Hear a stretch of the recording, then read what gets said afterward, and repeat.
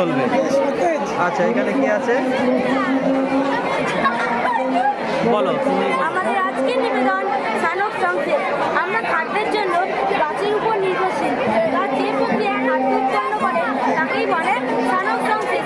গাছ সূর্যালোক, বাড়ি থেকে কার্বন ডাই অক্সাইড গ্যাস, মাটির নিচ থেকে জল, H2O এবং পরিবহনের মাধ্যমে সে তার সবুজ পাতায় প্রচুর পরিমাণে টাকা ক্লোরোফিলের মাধ্যমে সে তার প্রচুর পরিমাণে শর্করা জাতীয় নানা ধরনের খাদ্য উৎপন্ন করে থাকে, যেমন গ্লুকোজ। তাই আমাদের উচিত প্রচুর পরিমাণে গাছ লাগানো। গাছ লাগান, প্রাণ বাঁচান। একটি গাছ অনেক প্রাণ। আচ্ছা, বেশি বেশি করে গাছ লাগাও আর প্রাণ বাঁচাও। এটা হচ্ছে সোলার সিটি। সৌরশক্তি হচ্ছে এমন একটা শক্তি যেটাকে যদি সঠিকভাবে ব্যবহার করা হয় তাহলে সেটা কোনোদিনও বন্ধ হবে না, সেটা ব্যবহার চলতেই থাকবে। হয়তো কোনো কোটি কোটি বছর পর্যন্ত হতে পারে, তাই সৌরশক্তি ব্যবহার করা যায়। আর বর্তমানে রেলের ট্র্যাক ভাঙা যাচ্ছে, যার জন্য রেলের দুর্ঘটনা হচ্ছে, অনেক মানুষ মারা যাচ্ছে। তাই মনে করা হচ্ছে রেলের পথ ভাঙা যাচ্ছে, সেটা অটোমেটিক শব্দটা উৎপন্ন হবে। এই শব্দটা হবে হাওয়ার বিপরীতে, তাই এটা অনেক কিলোমিটার পর্যন্ত শোনা যাবে। এটা যদি একটা ভালো মানের বাজার দেওয়া হয় তাহলে এটা 4 থেকে 5 কিলোমিটার অতি শোনা যাবে। আর যখন ভূমিকম্প হবে তখন এটা শোনা যাবে আস্তে আস্তে, ভূমিকম্প হলে আস্তে আর জোরে ভূমিকম্প হলে জোরে। ফলে বাড়ি ঘর ভেঙে যাবে, কিন্তু মানুষ রক্ষা পাবে। বাড়িঘর হচ্ছে মানুষেরই বানানো, তাই মানুষ যদি বেশি থাকে বাড়িঘর আবার তারা ভেরি গুড।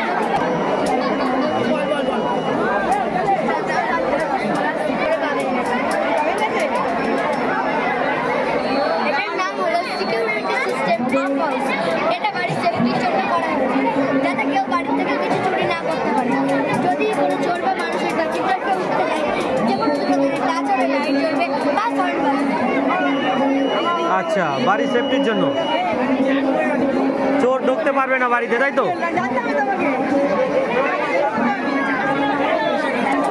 বাড়ির সিকিউরিটির জন্য।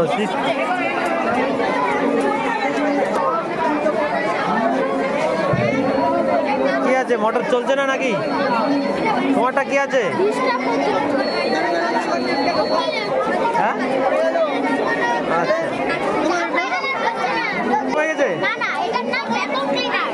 Vacuum cleaner. আচ্ছা,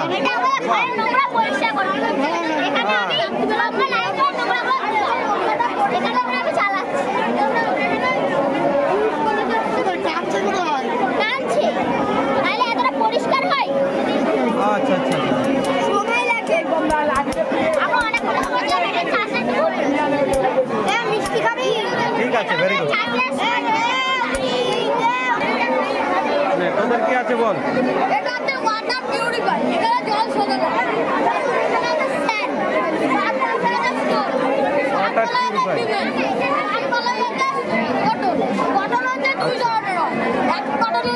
নোংরা জল প্রথমে দেওয়া হচ্ছে, তাই তো? এখান থেকে ফিল্টার হয়ে জল আসছে। Plastic cotton. প্লাস্টিক কটন এখানে দিলে আমাদেরকে রাত্রিবেলা ভিজিয়ে রাখতে হবে, তাহলে পরিষ্কার হবে না জল। আমরা এখানে তাই ইউজ করার জন্য আমাদের কটন বীজ, কটনই দিয়েছি, কিন্তু এটা প্রাকৃতিক ছিল। আর হচ্ছে এখানে সাদা বালি ইউজ করা হচ্ছে, যেটা গঙ্গার বালি। আর এখানে পাথর ইউজ করে হচ্ছে আমরা স্নান বা ভেজে জ্বালাই করি সেই পাথর। আর নুড়ি হচ্ছে বালির চালে যে নুড়িগুলো সেইগুলো। আর তুলো হচ্ছে প্রাকৃতিক তুলোটা। এখান থেকে পড়তে পড়তে এই যে জলটাও জলটা একদম পরিষ্কার হয়ে যাচ্ছে। উপযুক্তি নয়। আর হচ্ছে এই জলটা এখন খাওয়ার উপযোগী হচ্ছে না, কারণ এখানে আমরা আর একটা কয়লাটা ইউজ করি।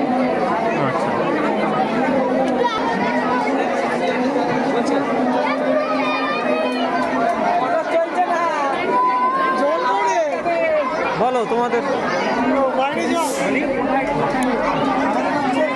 পানীয় জল খুব কম থাকে।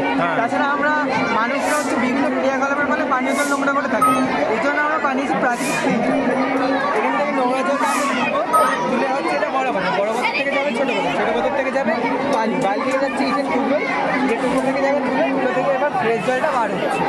এই জলটা হচ্ছে ফুটিয়ে আমরা খেতে পারি, তাছাড়া গাছে দিতে পারি, কৃষিক্ষেত্রে ব্যবহার করতে পারি। ওয়াটার বার্নি এরকমভাবে রিফ্রেশ করে জলটাকে আবার ব্যবহার করা যেতে পারে। Very good.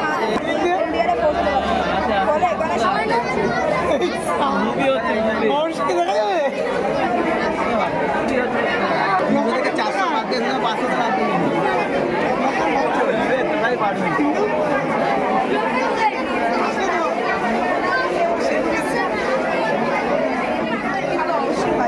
তোমাদেরটা কি আছে?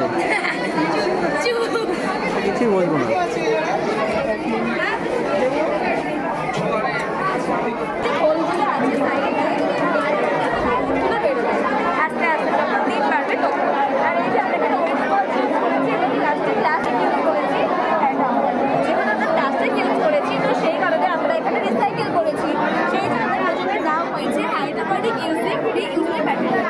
হাইড্রোপনিক পদ্ধতি মানে কিভাবে আমরা একটি মাটিবিহীন জায়গায় একটি গাছকে বড় করতে পারি, ঠিক আছে?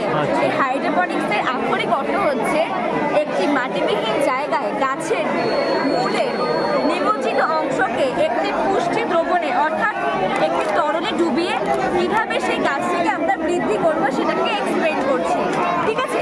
এখানে যেহেতু আমরা মাটি ইউজ করছি না, তো সেক্ষেত্রে আমরা জানি যে স্পঞ্জ এটি অনেকটা পরিমাণ জলকে দীর্ঘ সময় ধরে অ্যাবজর্ব করতে পারে, ফলে গাছটি তার বৃদ্ধির জন্য প্রয়োজনীয় জলকে এখান থেকে পেয়ে যাচ্ছে। এবং এখানে আমরা প্লাস্টিক ইউজ করেছি এই কারণে আমরা আমাদের দৈনন্দিন জীবনে প্রচুর প্লাস্টিক ইউজ করি এবং ধরে নিন যেমন আমরা লেস চিপস কুরকুরে খাই এবং নর্মালি আমরা সেগুলোকে মাটিতে ফেলে দিই, ফলে মাটিতে পলিউট হচ্ছে।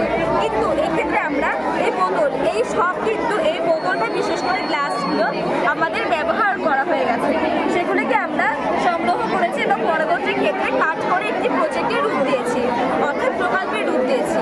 এখানে যে সমস্ত গাছ দেখছেন প্রত্যেকটা কিন্তু অগ্রগতি ঘটে গেছে আমাদের, ঠিক আছে? আর এখানে আপনাদের ইচ্ছা মতো, তবে একটা শর্ত আছে, গুল্ম গাছ ছাড়া এখানে আপনারা অন্য কোনো গাছ লাগাতে পারবেন না, ঠিক আছে? কারণ বিদ্যুৎ গাছের জন্য আমাদের স্পেস বড় দরকার আর অনেকটা লং দরকার। আর বিশেষ করে বিদ্যুৎ গাছ কিন্তু রোদ দিয়ে চলে, এখানে লগানোর জায়গা নেই দেখে আমরা বিদ্যুৎ গাছ নিয়ে অনেক গুল্ম যেমন গোলাপ গাছ পারেন, তবে গোলাপের জন্য এইটুকু স্পেস করলে হবে না, এখানে মগ আপনি ইউজ করতে হবে। তবে হ্যাঁ, মগ কিন্তু ছিদ্র করতে গেলে আপনার খাটনি বেশি হবে, তো সেক্ষেত্রে আপনারা প্লাস্টিকের ছোট জিনিস ইউজ করতে পারেন। আমরা এখানে দিয়ে দিয়েছি, সম্পূর্ণ জিনিস একবার করে নেবেন। আর এখানে আপনি দেখুন, যদি আরও দিনের পর দিন যায় তবে কিন্তু এই যে হোলগুলো দেখতে পাচ্ছেন না, এই হোলগুলো থেকে কিন্তু এই রুটটা সরাসরি এখান দিয়ে বেরোবে, হ্যাঁ এখান দিয়ে বেরোবে, হ্যাঁ রুট বেরোবে। এখানে ওই স্পঞ্জ, এটা স্পঞ্জ ইউজ করেছি। আর এই রুটটা কিন্তু জলের সঙ্গে ঢেকে আছে দেখে গাছটি তার প্রয়োজন সহজে পেয়ে যাচ্ছে। আর একটা কথা, যেহেতু আমরা গত 3 দিন ধরে গাছটিকে জলে রোদের সংস্পর্শে আনতে পারছি না, তো সেক্ষেত্রে আমাদের গাছটি এখন একটু নেকড়ে পড়েছে, বিশেষ করে এই গাছটি। এই গাছটি কালকে অবধি ভালো ছিল, কারণ আমরা এসে কিছুক্ষণ 8 ঘন্টা রোদে দেখেছিলাম দেখে ঠিকঠাক ছিল, বাট এখন আবার যেমন তাই হয়ে গেছে। না, এইভাবে চাষ করা যায়, কস্তুরি পানাও দিয়েও সংগ্রহ করে ফসল ফলানো যায়। বড় পুরো জায়গায় এটি অনেকের প্রচলিত হয়ে গেছে।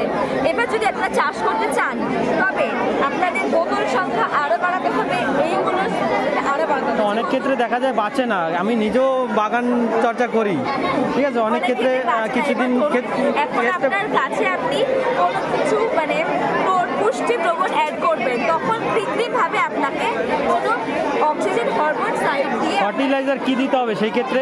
শুধু ওয়াটার চেঞ্জ করলেই কি কাজ হয়ে যাবে? না না, ওয়াটার চেঞ্জ করলে আপনাকে পুরো গাছটা নামাতে হচ্ছে, কিন্তু যখন দিনের পর দিন যাবে তখন কিন্তু আপনারা পারবেন না। এখানে আমাদের একটা রুট, সরি এটা তো সিড, ভুল হয়ে গেছে, এখানে এটাও হয়েছে। এই দেখুন, এখানে যেহেতু আমাদের একটা রুট হয়েছে তাই আমরা বারবার পুরো দেখাতে পারছি, বাট সাইড দিয়ে আর পারতাম না দেখাতে। এই জন্য আমরা এই গাছগুলি লাগিয়েছি 2 সপ্তাহ হয়ে গেছে, আর এগুলি 1 সপ্তাহ হয়েছে। তাহলে গাছগুলোকে জল যে দিতে হবে, এখান থেকে আমাদের জল দিতে হবে। এই যে বোতল দিদি 5 মিনিটের জন্য নিয়ে আসবে, সেই জন্য তোমাদের খুবই ভালো লাগবে। এই ধরনের একটা জিনিস তোমরা ভবিষ্যতে সায়েন্স ক্লাবের সঙ্গে আরও যুক্ত হয়ে পড়বে এবং তোমরা পুলিশ জিনিসকে শিক্ষা করে নিয়ে তোমরা অবৈধ সঙ্গে সঙ্গে যোগাযোগ করবে, ঠিক আছে? তোমাদের টেকনোলজি কি? বলো বলো বলো। আমরা এখানে আমার রেগুলেশনও